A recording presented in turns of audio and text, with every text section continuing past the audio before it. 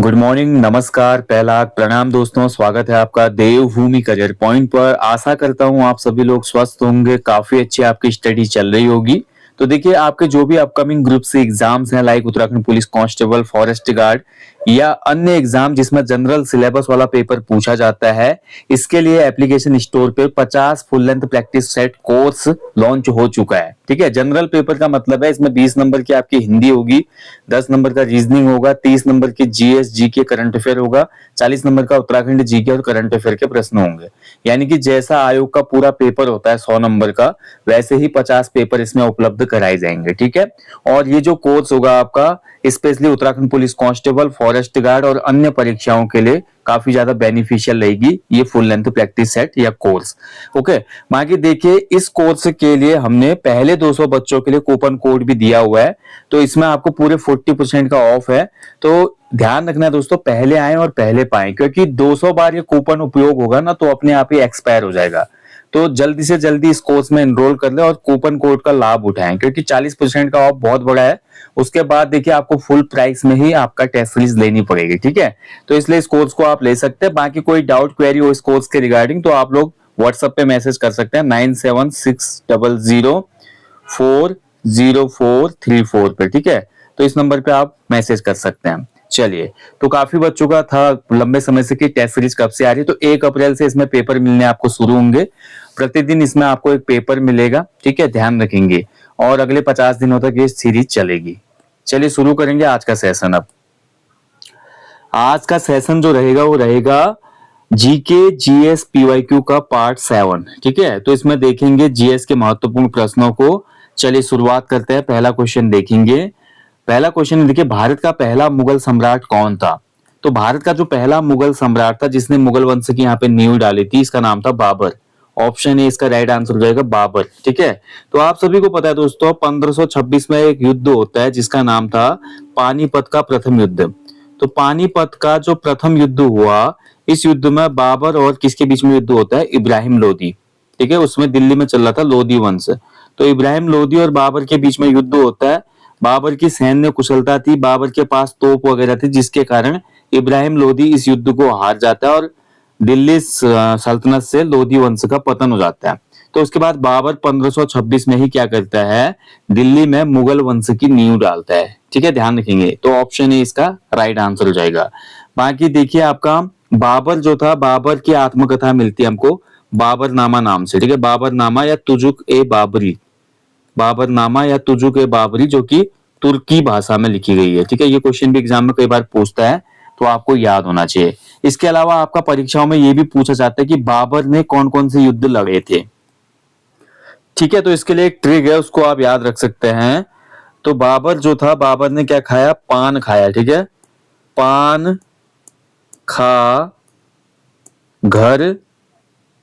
ठीक है, पान खा चल घर। ठीक है, माफ कीजिएगा, पान खा चल घर। ठीक है, ये आपके बाबर के युद्ध हैं, इस ट्रिक को आप याद रखना। पान से याद आ जाएगा आपको पानीपत का युद्ध लड़ा बाबर ने, जो कि 1526 में लड़ा। खा से आपको याद आ जाएगा इसने खानवा का युद्ध भी लड़ा था। खानवा का युद्ध लड़ा था इसने कब? 1527 में। ठीक है, ध्यान रखेंगे। इसमें बाबर ने मेवाड़ के राणा सांगा को पराजित किया। चल के च से आपको लेना है चंदेरी, तो चंदेरी का युद्ध भी लड़ा था बाबर ने। चंदेरी का युद्ध कब लड़ा बाबर ने? 1528 में, 1528 में। इसमें मालवा के शासक मेदिनी राय को हराया था बाबर ने। घर से आपका हो जाएगा घाघरा। ठीक है, बाद में लड़ा बाबर ने घाघरा का युद्ध 1529 में। ठीक है, 1529 में इसने बाबर ने इसमें अफगानों को हराया। बाबर ने इसमें अफगानों को हराया था। ठीक है, तो ये 4 युद्ध लड़े बाबर ने।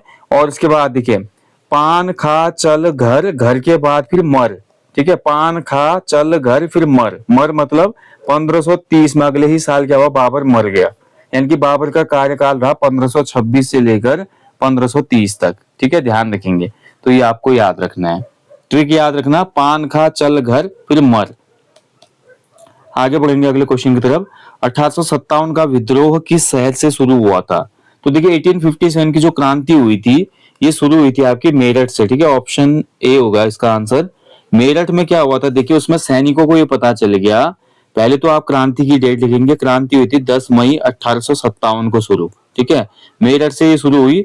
रीजन ये था उसमें जो हमारे कारतूस होते थे, कारतूस, ठीक है, कारतूस का मतलब आपके जो भी मुंह से खींचना पड़ता था ना, वो जो बम वगैरह होते थे या जो भी कारतूस गन में यूज होती थी, तो इन कारतूसों में उसमें चर्बी लगी थी, किसकी, गाय की।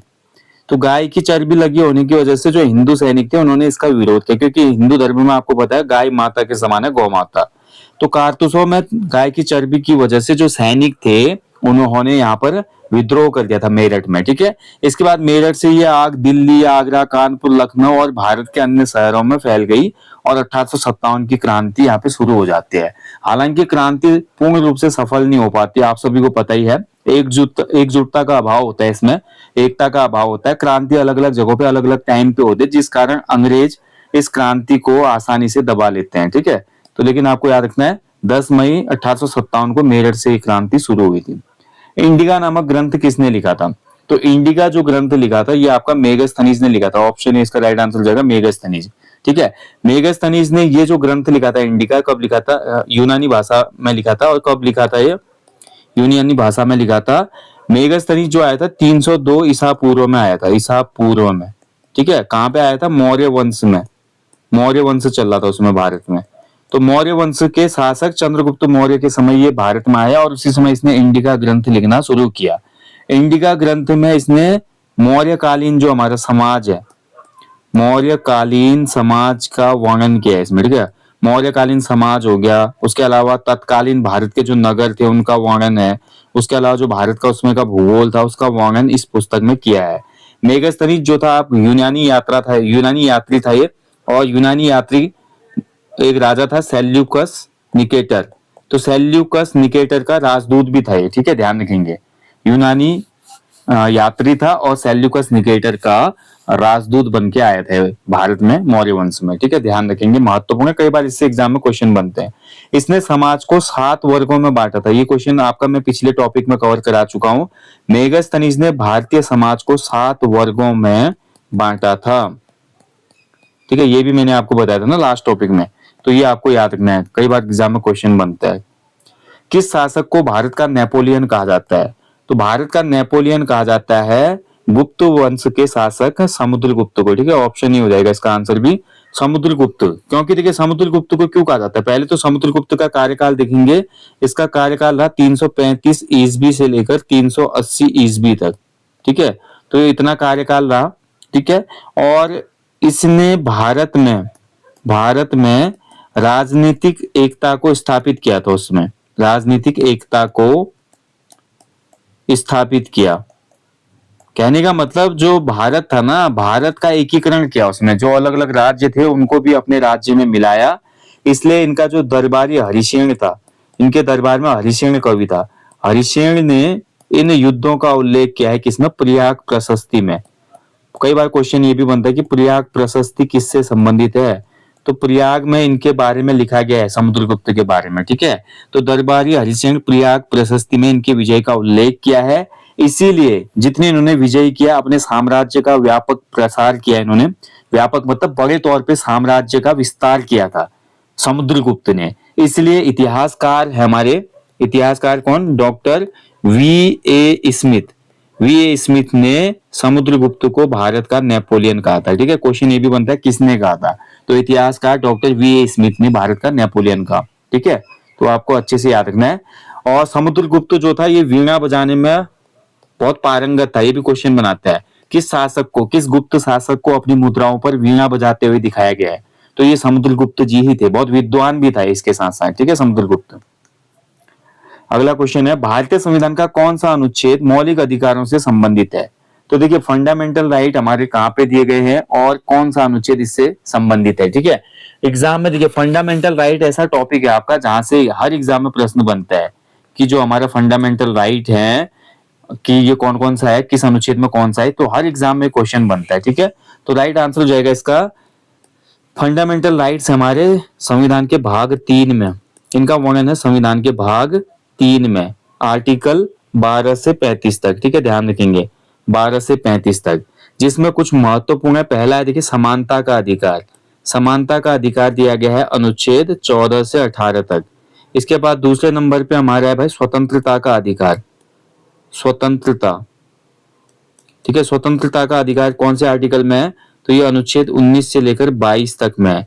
तीसरे नंबर पे हमारा शोषण के विरुद्ध अधिकार, ये शोषण नहीं हो सकता भारत में, शोषण के विरुद्ध अधिकार ये दिया गया है आर्टिकल 23 और 24 में, ठीक है। इसके बाद हमारा देखिए 6 मूल अधिकार है हमारे पास, ध्यान रखेंगे। और चौथा है हमारा देखिए धार्मिक स्वतंत्रता का अधिकार, धार्मिक स्वतंत्रता का अधिकार, यानी कि धर्म, कोई भी व्यक्ति कोई भी धर्म ले सकता है, उसका प्रचार प्रसार कर सकता है। अनुच्छेद 25 से 28 में इसका उल्लेख है। इसके बाद देखिए संस्कृति और शिक्षा संबंधी अधिकार, यानी कि संस्कृति जो है हमारी और शिक्षा संबंधी अधिकार जो है आपका, ये मेंशन है किसमें? अनुच्छेद 29-30 में, ठीक है, 29-30।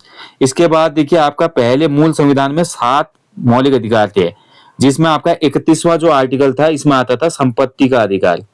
31वें आर्टिकल में संपत्ति का अधिकार था, लेकिन बाद में इसको संशोधित करके क्या कर दिया गया? 31 से मौलिक अधिकार से हटाकर इसको 300A में डाला गया अनुच्छेद, और इसको बना दिया गया विधिक अधिकार, ठीक है। क्योंकि संपत्ति के अधिकार की वजह से बहुत सी अड़चने आ रही थी सरकार के जो भी विकास कार्य होते हैं, जो भी प्रोजेक्ट वगैरह होते हैं उसमें, तो इसी वजह से एक बहुत बड़ा केस भी होता है उसमें, केशवानंद भारती केस जिसको हम जानते हैं, ठीक है।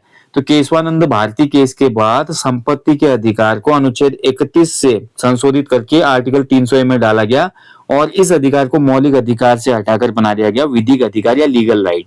और छठे नंबर पे हमारा है संवैधानिक उपचारों का अधिकार। संवैधानिक उपचारों का अधिकार मतलब ये, जो भी हमको मौलिक अधिकार मिले हैं, अगर इनका हनन होता है तो हम आर्टिकल 32 के तहत, जो 32वां अनुच्छेद है जिसको भीमराव अंबेडकर ने संविधान की आत्मा और हृदय कहा है, इसके तहत अगर इन मौलिक अधिकारों का हनन होता है तो हम सुप्रीम कोर्ट या हाई कोर्ट में रिट दायर कर सकते हैं, ठीक है। तो ये है हमारे भारतीय संविधान में मौलिक अधिकार। मौलिक अधिकारों का प्रावधान हमने किस देश के संविधान से लिया है, कई बार क्वेश्चन बनता है। तो मौलिक अधिकार हमने लिए हैं संयुक्त राज्य अमेरिका के संविधान से, ठीक है, यूएसए के संविधान से। चलिए आगे बढ़ेंगे। राज्यसभा में कुल कितनी सीटें होती हैं? तो देखिए राज्यसभा जो होता है, भारत की जो संसद है ना, संसद किस किस से मिलकर बनती है, क्वेश्चन भी आता है। भारत की संसद जो है मिलकर बनती है 3 चीजों से। पहला इसमें होते हैं देखिए राष्ट्रपति, ठीक है, दूसरा इसमें होता है लोकसभा, फिर हमारा इसमें होता है राज्यसभा, ठीक है। तो ये 3 अंग हैं भाई हमारी भारतीय संसद की, राज्यसभा, लोकसभा और राष्ट्रपति। राज्यसभा जो होता है ये संसद का, पार्लियामेंट का अपर हाउस होता है, ठीक है, अपर हाउस, उच्च सदन। लोकसभा जो है हमारा ये संसद का लोअर हाउस होता है, निम्न सदन, ठीक है, ध्यान रखेंगे। तो अपर जो सदन है हमारा राज्यसभा, इसमें मैक्सिमम सीटें हो सकते हैं 250, ऑप्शन सी इसका राइट आंसर है, ठीक है। 250 में अगर मैं बात करूं भैया, तो आपका 250 में से 238 सीटें हैं ये राज्य विधानसभा वाले चुनते हैं, ठीक है, राज्य विधानसभाओं से चुने जाते हैं। राज्य विधानसभाएं जो होती हैं 238 सीट है, और बची हुई जो 12 सीटें होती हैं, ये 12 सीटें हमारे कौन मनोनीत करता है? राष्ट्रपति महोदय, ठीक है। इन पर मनोनीत किए जाते हैं सदस्य, किसके द्वारा? राष्ट्रपति के द्वारा, राष्ट्रपति द्वारा। तो कुल मिला के हमारे राज्यसभा में कितनी सीटें? 250, ठीक है। चलिए आगे बढ़ेंगे।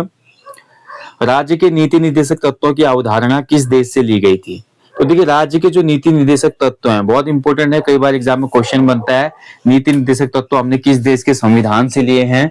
और कभी क्वेश्चन बन जाता है कि नीति निर्देशक तत्वों की आवश्यकता क्यों पड़ी, क्या इनका मतलब मेन इनकी उपयोगिता है, ये भी क्वेश्चन पूछा जाता है, ठीक है। तो राज्य के नीति निर्देशक सिद्धांतों की मैं बात करूं तो ये हमने लिया है आयरलैंड के संविधान से। किस देश के संविधान से? आयरलैंड के संविधान से, ठीक है। ये पहला पॉइंट हो गया आपका, महत्वपूर्ण है। अब दूसरा देखिए नीति निर्देशक तत्व जो है संविधान के किस भाग में है, ये भी क्वेश्चन बनता है, और कौन से अनुच्छेद में इनका वर्णन है। तो नीति निर्देशक तत्व जो है आपके संविधान के किसमें है? पार्ट 4 में, भाग 4 में इनका उल्लेख है। और अनुच्छेद की मैं बात करूं तो अनुच्छेद है आपके 36 से लेकर 51 तक, ठीक है। तो हमने कहां से लिया? ये आयरलैंड से, और अनुच्छेद 36 से 51। नीति निर्देशक तत्वों का उद्देश्य केवल इतना है कि एक लोक कल्याणकारी राज्य की स्थापना करना, लोक कल्याणकारी राज्य की स्थापना, ठीक है, राज्य की स्थापना। कहने का मतलब यह है कि जो राज्य होगा ये भैया लोक कल्याणकारी होगा, प्रजा हित इसमें पहले होगा। तो इसके लिए जो है 36 से लेकर 51 आर्टिकल यहाँ पे पूरे दिए गए कि किस आर्टिकल में क्या होगा, जिसमें प्रमुख है, जैसे कि आपका कह सकते हैं जो प्रमुख आर्टिकल हैं जैसे आपका 39वां आर्टिकल होता है, 39वां आर्टिकल ये बोलता है कि समान अवसर के आधार पर न्याय देना, ठीक है। और साथ ही 39 में ये भी बोला कि पुरुष और स्त्री को समान कार्य के लिए समान वेतन देना। ऐसे आर्टिकल 40 है जिसमें ग्राम पंचायतों का गठन है अनुच्छेद 40 में, ठीक है। उसके बाद अनुच्छेद 44 है जो बार बार एग्जाम में पूछा जाता है, समान नागरिक संहिता, जो कि भारत के गोवा में और उत्तराखंड राज्य में लागू है, ठीक है। समान नागरिक संहिता, यूसीसी जिसको कहते हैं, तो ये आर्टिकल 44 में है, कई बार एग्जाम में क्वेश्चन बनता है। ऐसे ही सहकारी समितियों का गठन पूछ लेता है तो 43B में है ये, ठीक है। ऐसे कई बार क्वेश्चन बनाता है, तो ये आपको महत्वपूर्ण याद होने चाहिए, ठीक है। चलिए, तो ये हमारे नीति निर्देशक तत्व। चलिए अगले क्वेश्चन की तरफ बढ़ते हैं। भारतीय संविधान का जनक किसे कहा जाता है? तो दिए गए विकल्पों में देखिए भारतीय संविधान के जनक हो जाएंगे भीमराव अंबेडकर जी, ठीक है। तो भीमराव अंबेडकर जी जो थे, संविधान की सबसे महत्वपूर्ण समिति जो थी प्रारूप समिति, प्रारूप मतलब एक संविधान का पूरा प्रारूप कैसा होगा, ड्राफ्टिंग कमेटी के जो अध्यक्ष थे वो हमारे भीमराव अंबेडकर जी ही थे। और पेशे से भीमराव अंबेडकर जी एक बैरिस्टर थे, वकील थे, तो कानून के अच्छे ज्ञाता भी थे, ठीक है। तो कुल मिलाकर देखिए फादर ऑफ इंडियन कॉन्स्टिट्यूशन अगर हम कह सकते हैं तो भीमराव अंबेडकर जी ही थे वो। अंबेडकर जी ने ही संविधान के अनुच्छेद 32 को बोला था संविधान की आत्मा या हृदय, ठीक है। ध्यान रखेंगे, संवैधानिक उपचारों का अधिकार। अगला क्वेश्चन है, देखिए सेम क्वेश्चन फिर आ गया भैया, भीमराव अंबेडकर जी इसका आंसर हो जाएगा। चलिए आगे बढ़ेंगे। भारत में अधिकांश वस्तुओं पर वर्तमान में जीएसटी कर की दर क्या है?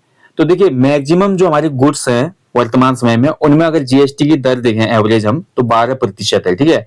जीएसटी की 4 स्लैब है वर्तमान में, 5%, उसके बाद फिर 12%, उसके बाद हमारा 18% और उसके बाद हमारा 28%, ठीक है। 5% की जो हमारी दर लगाई गई है ये हमारे जैसे दैनिक उपभोग की कुछ चीजें हैं उन पे लगाई गई है, ठीक है। जो एसेंशियल चीजें उनमें कम टैक्स है। 12% की चीजें मैक्सिमम वस्तुओं पे लगाई गई हैं, जिसमें आपकी वस्तुएं भी आ जाते हैं और आपके कुछ अन्य चीजें आती हैं। 18% का टैक्स मेनली आपका सर्विस सेक्टर पे लगाया गया है, जो सेवा क्षेत्र है, सेवाएं जो हम देते हैं, तो सर्विसेज पे आपका 18% का टैक्स है। और 28% हमारे जो लग्जरी गुड्स होते हैं उनमें लगाया गया है, ठीक है। लग्जरी जो गुड्स होती हैं, तो 28% यानी कि मैक्सिमम। जैसे हम कोई महंगी से महंगी गाड़ी खरीद रहे हैं, महंगी घड़ी खरीद रहे हैं, महंगे कॉस्मेटिक्स परफ्यूम खरीद रहे हैं, इंपोर्टेंट परफ्यूम खरीद रहे हैं, तो ऐसी चीजों पे हमारे 28% है, ठीक है। लेकिन क्वेश्चन ये पूछा कि अधिकांश वस्तुओं पर, तो अधिकांश वस्तुओं पर ये जो 12% वाला स्लैब है वो लागू है, ठीक है, ऑप्शन बी।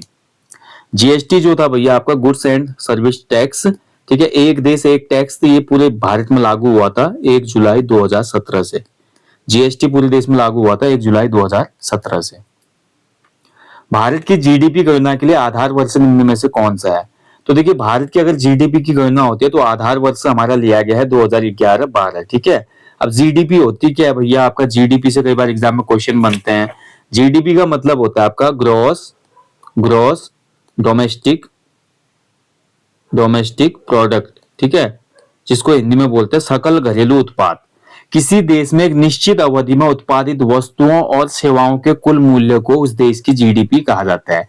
यानी कि मान लीजिए एक साल हम लेते हैं, तो एक साल में हमारे देश में जो भी वस्तुएं उत्पादित हो रही हैं और जो भी सर्विसेज है उनके टोटल वैल्यू को ही जीडीपी कहा जाएगा। और कह सकते हैं दूसरी परिभाषा के तौर पे जीडीपी में निजी और सार्वजनिक व्यय और उत्पादन को शामिल किया जाता है। यानी कि जीडीपी जो होगी इसमें निजी और सार्वजनिक यानी कि सरकार का भी जो खर्चा हो रहा है, निजी यानी कि पर्सनल जो हमारा खर्चा हो रहा है, और हमारे द्वारा जो उत्पादन हो रहा है, सरकार के द्वारा जो उत्पादन हो रहा है, इन सभी को शामिल किया जाता है, ठीक है। वर्तमान में ये जो हमारा जीडीपी का आधार वर्ष है 2011-12 के तहत लिया जाता है, लेकिन सरकार अब इसको बदल कर करना चाह रही है। कौन सा? तो सरकार इसको बदल के करना चाह रही है 2022-23, ठीक है, ध्यान रखेंगे। सरकार इसको बदल के अब करना चाह रही है आधार वर्ष को 2022-23, और आशा है कि 2026 से लागू भी हो जाएगा। 2026 से ये वर्ष इसी के आधार पर गणना की जाएगी फिर, ठीक है, क्योंकि 2011-12 बहुत पुराना हो गया, उस समय के हिसाब से कैलकुलेट करेंगे जीडीपी को, तो अभी वर्तमान समय में जो इन्फ्लेशन वगैरह होते हैं और भी चीजें हैं, ठीक है, तो ये उतना एक्यूरेट नहीं बैठता। तो 2022-23 करने का विचार लिया गया है गवर्नमेंट के द्वारा, और 2026 में हो सकता है इसको लागू कर दिया जाए। ये महत्वपूर्ण पॉइंट है, क्वेश्चन बन सकता है एग्जाम में। सरकार किस वर्ष को जीडीपी का आधार वर्ष बनाने का विचार कर रही है? तो 22-23 याद रखना। एफडीआई का पूरा नाम क्या है? तो एफडीआई होता है आपका फॉरेन डायरेक्ट इन्वेस्टमेंट, ठीक है, प्रत्यक्ष विदेशी निवेश। यानी कि जैसे मान लीजिए भारत में कोई बाहर की कंपनी आके, कोई देश आके किसी भी भारत की सार्वजनिक या भारत की प्राइवेट कंपनी में निवेश करना चाहता है, तो वो कहलाता है प्रत्यक्ष विदेशी निवेश। ठीक है, तो इससे क्या होता है, देखिए प्रत्यक्ष विदेशी निवेश से मुद्रा का प्रवाह बढ़ता है देश में, सबसे पहली बात तो। और देखिए एफडीआई आएगा तो ज्यादा कंपनीज वगैरह यहाँ पे स्थापित होंगी, उनकी वेल्थ जो है बहुत ज्यादा और क्या होगी, स्ट्रांग होगी, जिस कारण एम्प्लॉयमेंट भी बढ़ेगा। ठीक है, तो ये कहीं ना कहीं बहुत जरूरी होता है किसी भी देश के लिए, एफडीआई वगैरह। ऐसे एक होता है आपका फॉरेन पोर्टफोलियो इन्वेस्टमेंट भी होता है, एफपीआई भी होता है। ठीक है, फॉरेन पोर्टफोलियो इन्वेस्टमेंट। ठीक है, ये भी ध्यान रखेंगे, ये भी कई बार एग्जाम में पूछ लिया जाता है, एफपीआई।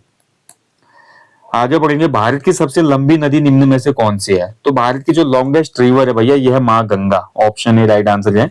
गंगा का उद्गम होता है गंगोत्री गोमुख उत्तराखंड से। गंगा नदी देखिए हमारी भारत की सबसे लंबी नदी है और इसकी लंबाई है 2525 किलोमीटर। ठीक है, ध्यान रखेंगे 2525 किलोमीटर। ठीक है, ये गंगा की लंबाई है। ऐसे कभी क्वेश्चन बोल लेता है आपका कि दक्षिण भारत की सबसे लंबी नदी कौन सी है? दक्षिण भारत की, देखिए गंगा तो ओवरऑल पूरे भारत की लंबी नदी है, 2525 किलोमीटर लेंथ है। दक्षिण भारत की सबसे लंबी नदी पूछेगा तो गोदावरी। ठीक है, दक्षिण भारत की सबसे लंबी नदी गोदावरी और इसकी लंबाई है 1465 किलोमीटर, इसीलिए गोदावरी को दक्षिण की गंगा भी कहा जाता है। ठीक है, ध्यान रखेंगे, महत्वपूर्ण है। चलिए आगे बढ़ेंगे। कर्क रेखा भारत के कितने राज्यों से होकर गुजरती है? तो कर्क रेखा देखिए भारत के 8 राज्यों से होकर गुजरती है, ऑप्शन डी। ठीक है, ध्यान रखेंगे दोस्तों, जो हमारा भारत है, जब हम ग्लोब बनाते हैं, देखिए मैंने ज्योग्राफी में आपको पढ़ाया है, ग्लोब के जो बीचों बीच काल्पनिक रेखा गुजरती है, इसको भूमध्य रेखा भी बोलते हैं, विषुवतीय रेखा भी बोलते हैं, इक्वेटर बोलते हैं। इसके उत्तर में जो 22.5 में होती है भाई, वो आपकी कहलाती है कर्क रेखा, लाइन ऑफ कैंसर। और भूमध्य रेखा के 22.5 डिग्री दक्षिण में जो गोलार्ध में स्थित रेखा कहलाती है मकर रेखा। ठीक है, और ये भूमध्य हो गई। भारत जो है भैया हमारा पूर्वी गोलार्ध में स्थित है, पूर्वी, और हमारा देख सकते हैं पूर्वी गोलार्ध है, पूर्वी उत्तरी गोलार्ध में। तो हमारा कर्क रेखा गुजरती है 8 राज्यों से, जिसको याद करने की ट्रिक है आपका, मित्र है आपका कोई, मित्र पर क्या करना है, गमछा झाड़ना है आपने। ठीक है, झाड़ देना, मित्र पर गमछा झाड़, इससे आपको याद हो जाएगा। मी से आपका हो जाएगा मिजोरम, मिजोरम। ठीक है, त्र से आपका हो जाएगा त्रिपुरा, पर के प से हो जाएगा पश्चिम बंगाल। ठीक है, र से हो जाएगा आपका राजस्थान, ग से हो जाएगा आपका गुजरात, मौ से आपका हो जाएगा एमपी मध्य प्रदेश, छा से आपका हो जाएगा छत्तीसगढ़, झाड़ से आपका हो जाएगा झारखंड। तो ये है भाई भारत के 8 राज्य, मिजोरम, त्रिपुरा, पश्चिम बंगाल, राजस्थान, गुजरात, मध्य प्रदेश, छत्तीसगढ़, झारखंड। इन 8 राज्यों से होकर कर्क रेखा गुजरती है, अच्छे से याद रखिएगा। भारत की सबसे ऊंची चोटी निम्न में से कौन सी है? तो देखिए भारत की जो सबसे ऊंची चोटी है वो है Kanchenjunga, option A right answer है। ठीक है, तो कंचनजंगा जो है इसकी टोटल ऊंचाई है 8586 मीटर, 8586 मीटर इसकी ऊंचाई है। अगर मैं बात करूं विश्व की सबसे ऊंची चोटी कौन सी है, तो विश्व की सबसे ऊंची चोटी है माउंट एवरेस्ट, जो कि नेपाल में स्थित है, माउंट एवरेस्ट। ठीक है, तो माउंट एवरेस्ट की ऊंचाई आपकी 8848 भी दिया होता है कई जगह पे, और कई जगह पे 8849 भी दिया है, क्योंकि 8848 पॉइंट कुछ बढ़ गई है इसकी हाइट। ठीक है, तो दोनों आप याद रखना। और भारत में सबसे ऊंची जो है आपकी कंचनजंगा है पहले नंबर पे। दूसरे नंबर पे आ जाती है हमारे उत्तराखंड में स्थित जो है नंदा देवी पश्चिमी, नंदा देवी वेस्ट। ठीक है, ये हमारी दूसरी सबसे बड़ी चोटी है भारत की। उत्तराखंड की तो पहली है, लेकिन भारत के संदर्भ में दूसरी, 7816 मीटर। ठीक है, अब कई बार आपके दिमाग में एक सवाल आता होगा, जो हमारे गॉडविन ऑस्टिन बोलते हैं, फिर वो तो सबसे ऊंची चोटी है गॉडविन ऑस्टिन, जिसको K2 भी कहा जाता है। तो गॉडविन ऑस्टिन K2 जो है भाई, ये आपका पाक ऑक्यूपाइड कश्मीर में स्थित है, ना कि भारत में। ठीक है, विशुद्ध रूप से भारत नेपाल की सीमा पर स्थित है कंचनजंगा। ठीक है, ये भारत की सबसे ऊंची चोटी तभी मानी जाती है गॉडविन ऑस्टिन, क्योंकि काराकोरम रेंज में पड़ता है ये, गिलगित वाले एरिया में, जो कि पीओके में है। ठीक है, तो इसलिए हम इंडिया में नहीं मानते इसको अभी फिलहाल के लिए। तो आपको ये याद रखना है, महत्वपूर्ण पॉइंट है। भारत का मसालों का बगीचा किस राज्य को कहा जाता है? तो देखिए मसालों का बगीचा स्पाइस गार्डन ऑफ इंडिया कहा जाता है केरल राज्य को। ठीक है, ऑप्शन ए इसका राइट आंसर हो जाएगा, केरल राज्य को। केरल की जो हमारी बोल सकते हैं, केरल राज्य जो है ना हमारा, तो केरल की जो जलवायु है, क्लाइमेट जो है आपका, और इसके साथ साथ केरल राज्य की जो मिट्टी है, ये मसालों की खेती के लिए बहुत अनुकूल है। मसालों की जो खेती होती है, खेती के लिए अनुकूल है। इसी वजह से यहाँ पे मसाले बहुत बढ़िया होते हैं। कौन कौन से मसाले होते हैं यहाँ पे ज्यादा, जैसे कि काली मिर्च हो गई आपकी, ठीक है, काली मिर्च के अलावा लौंग हो गया, लौंग के अलावा यहाँ पे हो जाता है आपका दालचीनी, ठीक है, दालचीनी के अलावा आपका मसाला मेन जो है इलायची, कार्डमम की पहाड़ियां, तभी तो यही है ना हमारी कार्डमम पहाड़ियां, तो आपने पढ़ा है जो इलायची वाली पहाड़ियां हैं हमारी इसी भाग में पड़ती हैं। तो केरल इसीलिए कहलाता है मसालों का बागीचा या बागान, ध्यान रखना। चलिए आगे बढ़ेंगे अगले क्वेश्चन की तरफ। भारत का पहला गवर्नर जनरल कौन था? तो भारत का जो पहला गवर्नर जनरल था वो दिए गए विकल्पों में, देखिए वैसे तो वॉरेन हेस्टिंग्स हुआ, लेकिन मैं पहले भी आपको बता चुका हूँ 1773 का जब रेगुलेटिंग एक्ट आया था, तो इस एक्ट ने जो हमारा गवर्नर जनरल था उसको बंगाल का गवर्नर जनरल बनाया था, उसमें बंगाल का गवर्नर जनरल, ठीक है। तो उसमें पहला जो था 1772 से लेकर आपका 1772 से लेकर 1785 1785, ठीक है, तक हमारा कौन था उसमें, वॉरेन हेस्टिंग्स, ठीक है। तो यहाँ पर ऑप्शन में देखिए विलियम बेंटिक है नहीं, अगर ऑप्शन में होता हमारा विलियम बेंटिक। 1833 में क्या है हमारा फिर से चार्टर एक्ट आता है, तो इस चार्टर एक्ट ने बोला कि बंगाल का जो गवर्नर जनरल होगा उसको भारत का भी गवर्नर जनरल बोला जाएगा, और उसमें बंगाल का था जनरल विलियम बेंटिक, इसलिए बेंटिक को हम पहला मानते हैं, ठीक है, भारत का गवर्नर जनरल। ऐसे वायसराय की हम बात करते हैं तो वायसराय जो शब्द अस्तित्व में आया था ये 1858 में जब क्राउन का एक्ट आया था क्रांति के बाद। भारत का पहला वायसराय था कैनिंग, ठीक है। तो ये क्वेश्चन पूछे जाते हैं बार बार आपका, तो ये अच्छे से याद रखना आप। बंगाल का जो गवर्नर था पहला वॉरेन हेस्टिंग्स होगा, इसके बाद भारत का जो पहला गवर्नर जनरल था विलियम बेंटिक था चार्टर एक्ट 1833 के बाद, और भारत का पहला वायसराय कैनिंग था, ठीक है। नेक्स्ट देखिए भारतीय संविधान का कौन सा भाग आपातकालीन से संबंधित है? तो आपातकालीन जो आपातकाल हमारे इमरजेंसी के प्रोविजंस करता है ये हमारा भाग 18, ठीक है, 8 आपको याद रखना है, ठीक है, 18। तो आपातकाल देखिए आपका भाग 18 में आपातकाल से संबंधित जो महत्वपूर्ण अनुच्छेद हैं वो कौन कौन से हैं? तो 3 अनुच्छेद बहुत महत्वपूर्ण है, आपको याद रखना है। पहला है 352, ठीक है, राष्ट्रीय आपातकाल, फिर है 356 राष्ट्रपति शासन, और तीसरा है हमारा 360 वित्तीय आपातकाल। ये हो गया वित्तीय आपातकाल फाइनेंशियल इमरजेंसी, ये हो गया आपका प्रेसिडेंशियल रूल राष्ट्रपति शासन, ठीक है, और 352 में आपका होता है राष्ट्रीय आपातकाल नेशनल इमरजेंसी, ठीक है, राष्ट्रीय आपातकाल। तो देखिए अभी तक देश में कितनी बार आपातकाल लगा है? 3 बार। नेशनल इमरजेंसी देश में कितनी बार लगी है? 3 बार, ठीक है। पहली बार 1962 में जब भारत चीन युद्ध हुआ, दूसरी बार 1971 में जब भारत और पाकिस्तान युद्ध हुआ, और तीसरी बार 1975 में जब इंदिरा गांधी ने ये बोलकर इमरजेंसी लगा दी देश में कि राजनीतिक उथल पुथल हो चुकी है, बहुत राजनीतिक अशांति हो गई है देश में, तो इंदिरा गांधी ने 1975 में हमारा आंतरिक रीजन को लेकर आपातकाल लगाया। युद्ध के समय तो आपातकाल चलो कहीं ना कहीं एक बात होती है, बट ये कहीं ना कहीं उत्तरा भारत का जो हमारा राजनीतिक इतिहास है उसमें एक बहुत बड़ा काला दिन था जब देश में आंतरिक कलह को लेकर इमरजेंसी लगाई गई थी, ठीक है। राष्ट्रपति शासन बहुत से राज्यों में लगते रहता है। वित्तीय आपातकाल की मैं बात करूं तो अभी तक भारत में फाइनेंशियल इमरजेंसी कभी नहीं हुई है, ठीक है, ये ध्यान रखना है। भारत में आज तक वित्तीय आपातकाल नहीं लगा है, मतलब हमारे देश की जो अर्थव्यवस्था है फिर भी ठीक है, सरमराई नहीं है अभी तक कि वित्तीय आपातकाल लग जाए, ठीक है। चलिए आगे बढ़ेंगे। योजना आयोग नीति आयोग का मुख्य कार्य क्या था? योजना आयोग जब बना था, ठीक है, नीति आयोग से पहले, तो योजना आयोग का जो गठन हुआ था वो हुआ था आपका 15 मार्च 1950 को, 15 मार्च 1950। तो योजना आयोग को स्पेशली बनाया गया था पंचवर्षीय योजनाओं के कार्यान्वयन के लिए, ऑप्शन बी हो जाएगा इसमें, ठीक है। जो 5 इयर्स प्लान थे इनके इम्प्लीमेंटेशन के लिए यहाँ पे इन नीति माफ कीजिए योजना आयोग को बनाया गया था। तो प्लानिंग कमीशन स्टेबल किया गया था फॉर 5 ईयर प्लान इम्प्लीमेंटेशन, ठीक है, ध्यान रखेंगे इम्प्लीमेंट करना था इनको। तो आप सभी को पता है जब तक नीति आयोग नहीं बन गया था हमारी 12 पंचवर्षीय योजनाएं इसके तहत लाई गई थी योजना आयोग के द्वारा, ठीक है। और फाइनली क्या हुआ आपका 1 जनवरी 2015 को देश में योजना आयोग का स्थान किसने लिया? नीति आयोग ने, national institution for transforming India. और 2014 में ही योजना आयोग को समाप्त कर दिया था जब नरेंद्र मोदी जी देश के प्रधानमंत्री बने थे, ठीक है। उन्होंने बोला कि एक नया यहाँ पे थिंक टैंक चाहिए, तो फिर आजकल योजना आयोग वाला काम करता है नीति आयोग, ठीक है, ध्यान रखेंगे। चलिए आगे बढ़ेंगे। भारत का सबसे दक्षिणी छोर कौन सा है, ठीक है। तो देखिए अगर मैं भारत की बात करूं, देखिए भारत, ये हमारे प्यारे भारत में बनाने की कोशिश करता हूँ, हालांकि देखिए उतना बेहतर हो नहीं पाएगा, पर फिर भी मैं कोशिश कर रहा हूँ, ठीक है।